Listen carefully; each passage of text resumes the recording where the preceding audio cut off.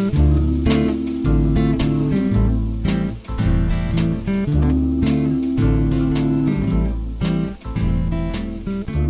the New Arts and Media Studios in Milwaukee, I'm Charles Purcell. This is The Log. With some good news, yesterday Stacey Abrams announced she's running for governor of Georgia. Of course, she lost narrowly in the last election to the current governor, Kemp, who at the time was serving as Secretary of State of Georgia and was accused of, pretty credibly, a lot of shenanigans regarding voter suppression. So it really brought Stacey Abrams' name to national attention and has since proven herself to be a really, really capable person. I am a huge fan of Stacey Abrams. If you don't know, of course, she served in the Georgia House of Representatives for about 10 years. She was the minority leader for much of that time. Ran a very close race for governor and probably should be governor today, if not for the aforementioned shenanigans. After that, of course, she founded Fair Fight Action, an organization to address voter suppression, and is widely credited with subsequent success in Georgia for the Democrats. Of course, Joe Biden won the state, both Democratic senators, which is the reason, of course, we have the 50-50 split. If not for Stacey Abrams, you'd still have Senate Majority Leader Mitch McConnell. And so this is really very good news for Georgia and for the nation. So, Stacey Abrams, good news. All right, switching gears here. I have some odd thoughts that I have to confess to you.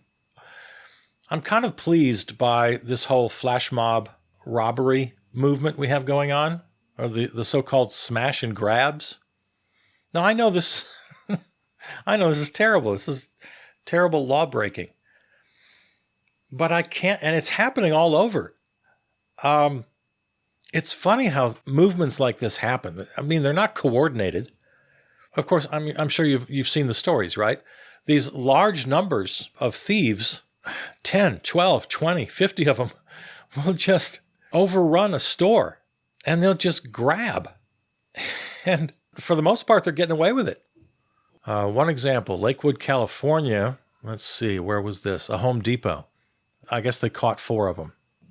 In this one, reading now from patch.com, California website, approximately 8 males entered the store at 7:46 p.m. Friday, so it's during business hours, walked directly to the tool aisle and stole various sledgehammers, crowbars, and hammers valued at approximately $400. Store employees said a group of up to 20 males between 15 and 20 years old pulled up to the store in as many as 10 cars, put on ski masks, and began stealing sledgehammers and crowbars. I know, I shouldn't be laughing, but continuing here. We tried to stop them, worker Luis Romo told the local news station. We closed the front door entrance, and they put their sledgehammers up, and whoever got in the way, they were going to hurt them. All right, now I stop laughing.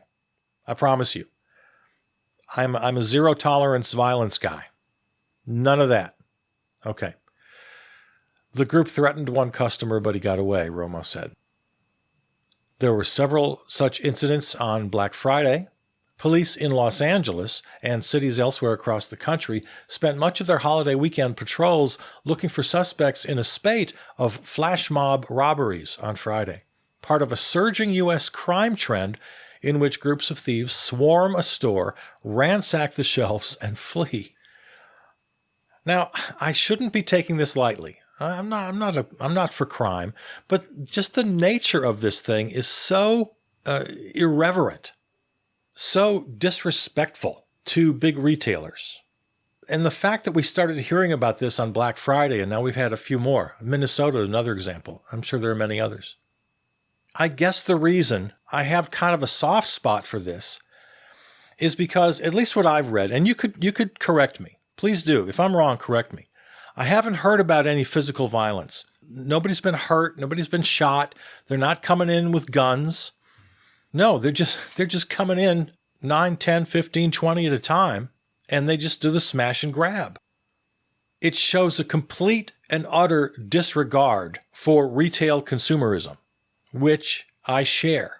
I have a complete and utter disrespect for the whole operation. I'm thinking macro right now, not micro. I'm not thinking about particular employees at some particular retail shop at a Best Buy or at a Home Depot or wherever, or I saw tape of a jewelry store where this happened. And you know, all the glass cabinets at a jewelry store, they just came in and just smashed them to smithereens. Just grabbed everything they could. It looked like a damn game show. You know, it looked like the old, what was that thing called? Like a supermarket sweep. Is that what it was called? Remember that? Do they still have that? That's what it looked like. Just people running in, grabbing what they could as fast as they can, just armloads, and then running out again. And it's just so perfectly 2021, or maybe I should say 2022, because here we go. For me, it speaks to the times. Some people have just had it. Now, would I do this? No, not in a million years. I wouldn't do it. But I'm having a hard time mustering up any sympathy when this great runaway train of consumerism gets derailed for a couple of days. Oh, boo f***ing who? You got to clean up some broken glass. You got to call your insurance company and do a lot of paperwork because you lost a couple of $1,000s worth of merchandise.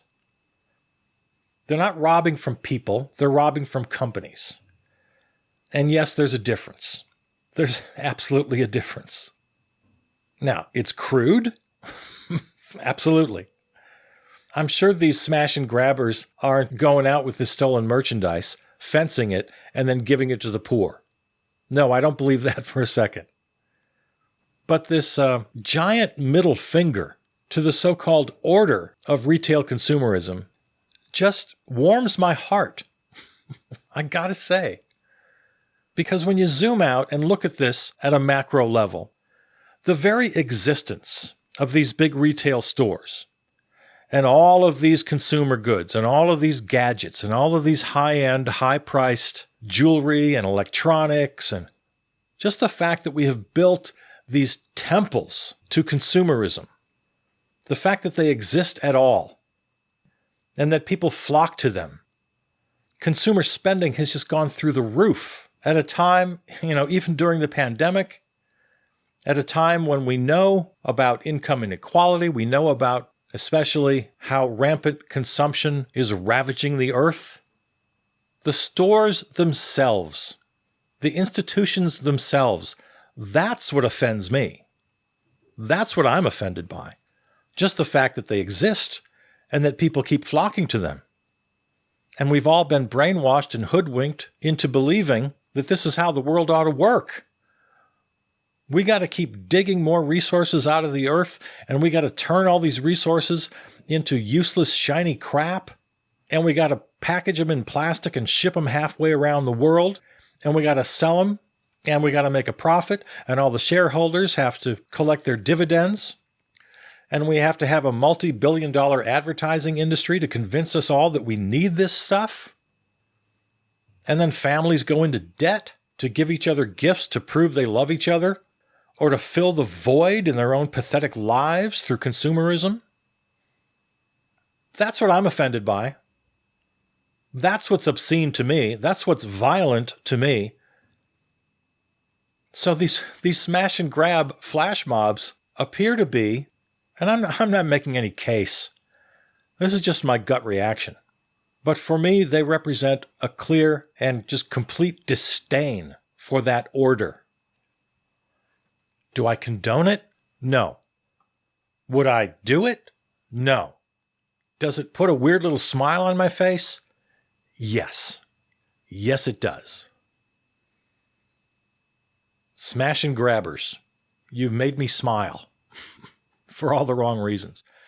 And I'll tell you right now, I haven't read every article about every incident, and if anybody was hurt, I am absolutely not having it. So if I'm wrong about that, if in some of these cases people are getting hurt, I don't want to have any part of that.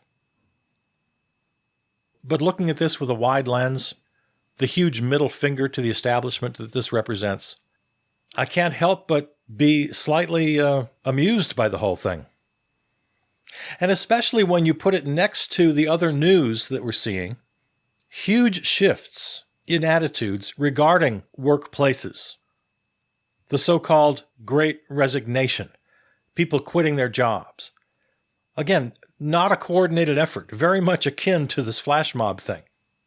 This is not a movement that was invented and organized. People didn't have meetings about it. It's just, in the truest sense, completely grassroots, where workers are deciding, not through organized effort, which I always like. I like community organizing, but this is a very different animal. No, we're not going to do it. We're not going to come back and work for $8 an hour.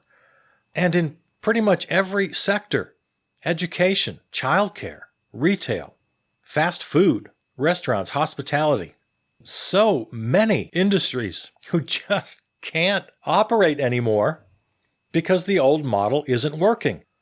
People of their own volition are just saying, no, we've had it. We're not going to do it. And especially as we continue to struggle with this damn pandemic. And you and I have talked many times about the lessons that need to be learned from the pandemic. How essential workers, a term we didn't even use 2 years ago. We all learned that essential workers are just that. They are the ones who are essential. Everybody else is just getting in the way. The whole management class, the whole owner class, the people who sit on their butts and just collect dividends because they had enough money to invest. You guys don't make the world go round. No, all the low-wage workers make the world go round, and now they're refusing to come back. So lessons learned? Yeah, there have been lessons learned. And if it takes a mass resignation, and if it takes smash-and-grab flash mobbers to demonstrate that we now live in a whole new damn world, then I'm going to sleep a little easier tonight. You know, we keep hearing, and I'm guilty of saying it myself, the leaders, the people in power. Let me take that back. I don't want to use the word leaders. The people with the power, the people with the money, the people who run these companies, who operate these large retail chains, the people who run the banks, the CEOs, and then, of course, office holders.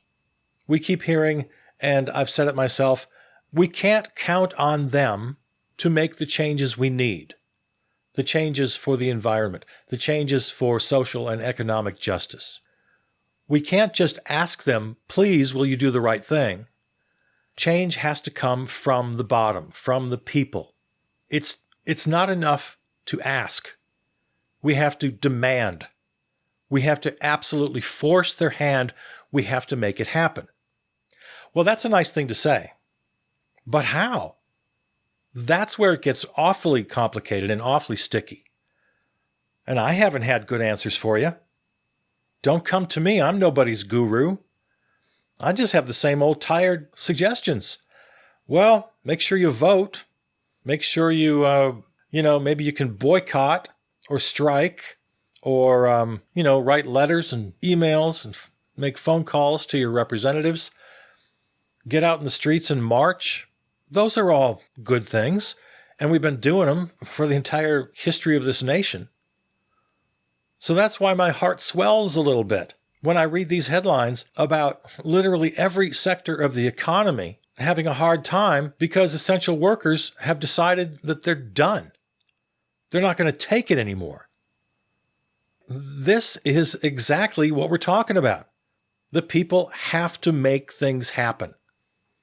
And the mass resignations, and in a weird way, these smash and grab thieves have just taken it into their hands. It is very much akin. I see the relationship here. It's like the riot that Martin Luther King said was the language of the unheard. Back in the summer of 2020, I had similar thoughts about the looting and the setting cars on fire. Do I condone it? No. Would I do it? No. But I'm not going to shed any tears for the Target Corporation because one of their stores had their windows smashed and was looted, or because a bunch of cars got torched. Boo-hoo for you. If the powers that be are unable, unwilling, incapable of making necessary changes to address existential problems, income and wealth inequality, the widest gap in our history, the ticking time bomb of the climate crisis, the daily injustice, often deadly, that Black Americans face as they're being harassed, beaten, and killed by police forces in American cities. The response to all of this seems to be taking shape. No one could have predicted this. I don't know. I couldn't have predicted. This seems like a job for anthropologists and historians. 20, 30, 50, 100 years down the road, maybe they can look back at us and explain what really happened.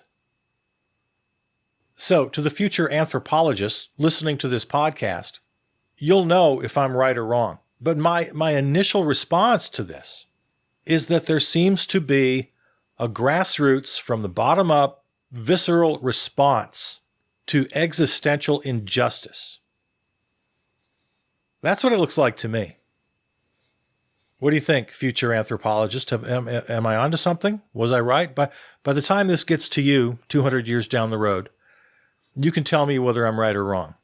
I wish I could jump in a time machine and talk to you, but it's quite a phenomenon. And that's my first take. And it's a gut reaction. This is strictly a feeling I have. I don't know how much it's worth. We'll find out in the future. It's just that we live in such a screwed up world right now. I came across this the other day from somebody who calls themselves Revolt and Destroy. I don't know who they are. I can't vouch for them, but this was just a tweet I came across. The U.S. has successfully propagandized its people to the point where many people think they're against the system, quote unquote. But in reality, every second of their life is spent legitimizing the system, not questioning it in any real way, and as a result, being 100% controlled by capitalism. Yeah, this caught my eye because this is exactly what I'm talking about. Most of us, many of us, we're so content in our opinions. Oh, yeah, the system's so screwed up, and I'm against this and I'm against that. I'm against the system. And yet, we get up every day, get in our internal combustion car, drive to our job, have our wages stolen from us, quite literally, because that's how the wage system works. They skim off the top before they give you your little share, keep some of it for themselves, and they put some in an envelope and mail it off to the stockholders. And we go to lunch and then back to work and then back home and then out to the club and out to the movie, and we buy our streaming services and we just live this very normal life. I'm not talking about conspicuous consumption. I'm talking about what we all do every day. Me too, me included. We're absolutely 100% controlled by all these forces. Well, we have to live, we have to work, we have to eat, don't we? We deserve a little entertainment, don't we? Yes, of course. I don't know what to do about it. I mean, to the point I have done something about it. I try to live as simply as I can. I don't participate in consumer culture for the most part. I buy what I need. So this is not about you and me. I'm not trying to put myself above anybody here. This is a critique for all of us. We're all swimming in the same fish tank, and we're all dependent on the same water, to try a new metaphor here. But the capitalist, the boss, the powers that be that built that tank and filled it with water, well, they've got us. So to strain this metaphor a little further, what fish is going to just jump out of the water to be free? How do you survive? So both things are true at the same time. We have to get out. We have to extricate ourselves from this system that we are dependent on. Now, this Twitter post from Revolt and Destroy calls it propaganda. It has us convinced. Yeah. It's more than that, though. I would agree that propaganda plays a great role. It's got most of us convinced that, well, this is the best we can do, or there's nothing we can do.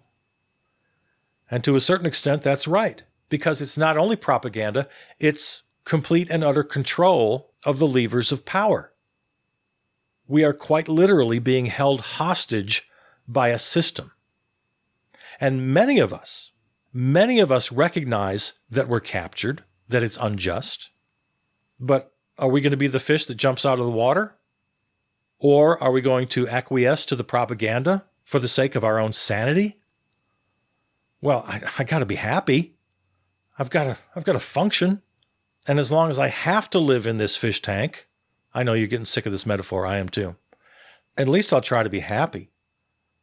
You ever go to therapy? You ever go to a psychologist? I've done it a couple times. They're in a tough position. I've had this exact conversation with more than one therapist. It's like, you know what? I'm fine. The system is fucked up. Me fighting the system and me being angry at the system, to me, that's perfectly normal. And you can predict what the counter to that is. They say, sure, go ahead and fight the good fight. But while you're doing it, I want you to be happy and functioning. Okay, I understand that. But at least in my experience, I don't want to speak for every patient and every therapist, but in my experience, they do take it a step further. They'll come right out and say, well, this is the world we live in. You have to function in this world. We can't change the world. That's where they lose me. That's where they lose me. Oh, no. I'm never going to admit that. To my dying day, I'm not going to admit that we can't change the world. Nope, I'm not going to do it. That damn serenity prayer that everybody knows, grant me the wisdom, what is it? I could look it up, but I don't want to. You know the one I'm talking about. Grant me the strength to change what I can, the wisdom to know what I can't change, all right, I'll look it up. I've got a mental block about this thing because I've talked about this before with you and with other friends, and whenever I talk about it, I can never recite it. I should be able to. It's easy. I'm pretty sure I have a mental block against it. Okay, here we go. God, well, it starts out with God, so let's just skip that. I got into that. Grant me the serenity to accept the things I cannot change, the courage to change the things I can, and the wisdom to know the difference. Universally beloved. I hate this thing. The serenity to accept the things I cannot change. No, I don't accept that. The courage to change the things I can. Okay, that's the one part I'll agree. The wisdom to know the difference. Yeah, I mean, I get why everybody loves this, but I just want to throw darts at it. We're prisoners in this system, and we're bombarded daily with propaganda to convince us that it's in our interest to goose-step right along. And many of us have chosen to buy into that propaganda. And we haven't been able, at least thus far, to vote our way out of the system. I talk about that a lot here on the log. I still talk about electoral politics. Maybe I'm just jousting with windmills here, but I keep yelling about elections and voting. The word capitalism is nowhere to be found in the United States Constitution. It's not a form of government. I can call for the overthrow of capitalism without calling for the overthrow of the United States government. They're not one and the same, as much as they like to convince us that they are. So I hang on to that thread of hope, and maybe I'm ridiculous for even hanging on to that, because a lot of people have come to the conclusion that no, we can't vote our way out of capitalism. We can't wish our way out. We can't love our way out. The only choice we really have is to buy into the propaganda and take the advice of my therapist. Say, well, you got to go along to get along. That's why I'm so tickled by these flash mobs. by the Great Resignation. It's the old Apple Computer Super Bowl commercial with the 1984 motif when the guy comes in and throws this oversized hammer at Big Brother. It's a beautiful image. And that's why I smile at the flash mobs, because it just represents complete disdain for this corrupt system that imprisons us. You know that damn Venn diagram you see all the time? It's the 4 circles that meet in the middle. You know what a Venn diagram is, right? Okay. It's regarding your vocation, right? So one circle is what you love to do. The other circle is what you're good at. The other circle is what is good for everybody else. In other words, it makes a difference in the world. Okay, so those are the 3. And then the 4th one is the one I have a problem with. The 4th one is what can you be paid for? Now that's the circle in this Venn diagram that I reject, just like I reject the Serenity Prayer, because it buys into the assumption that we have to be paid and that we have to pay each other. We have to buy and sell from each other. It puts money, profit, capitalism into an assumed position. It treats capitalism as an axiom. It's not to be questioned. It's a prerequisite. And that I reject. The other 3 circles, make a Venn diagram with those 3. What you love, what you're good at, and what will benefit the world. Wherever those 3 circles intersect, that's your vocation. You're going to find joy. You're doing what you love. You're good at it, and it helps the world. Whether or not you get paid for it should be entirely irrelevant. That assumes a particular economic system invented by humans, and I might add, only for a portion of the time we've been on this planet as humans. There are indigenous cultures. I mean, hell, when Europeans first invaded North America in 1619, there were several nations, established nations, on this continent already who didn't give a good goddamn for that circle. What can you be paid for? You didn't have to earn a living. In these nations, in these cultures, they had structure, they had order, they had economies, they had government. And not only in North America, but in indigenous peoples all around the globe. There are a couple of ideas that would never occur to them. I have to earn a living? I have to find somebody willing to pay me for what I do, or I don't belong? That is a very particular idea from a very particular set of people who used it to gain and maintain power. So the next time you see one of these damn Venn diagrams about your vocation, toss out the money part. That's the propaganda part. They're treating it as a given. They're treating it as an axiom. I'm here to tell you it's not. The moment you believe that it is, that's the moment they've got you. All right. Well, that's all I got. I'm tapped out. I love you. I'm Charles Purcell.